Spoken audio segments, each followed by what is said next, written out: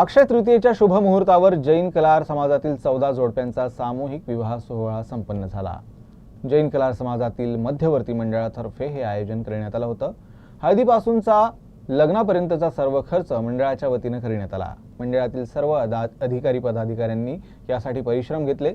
याबाबत अश्विनी अमृत तुल्यचे संचालक अतुल खोब्रागडे यांनी अधिक माहिती दिली। आज जैन कलार समाज मध्यवर्ती मंडळातर्फे 35वा सामूहिक विवाह सोहळा इथे संपन्न होत आहे।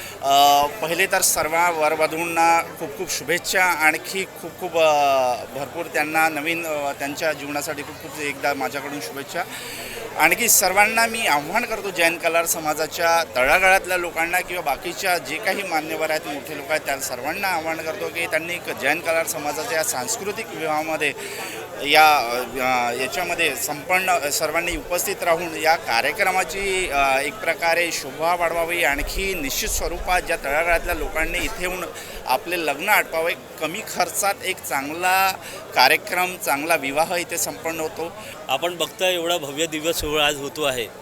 यासाठी आमचे सर्व मध्यवर्ती मंडळ आणि जिल्हा समितीचे पदाधिकारी जे आहे अनेक दिवसापासून कार्यरत असतात। हा जो सोहळा आपण बघतात हा 35वा सामूहिक विवाह सोहळा असून यामध्ये जसं सांगितलं आमच्या अध्यक्षांनी की तळागाळातील लोकांसाठी नेहमी समाज कार्यरत असते, त्याच भावनेने हा एक भव्य दिवस सोहळा इथे होत असतो।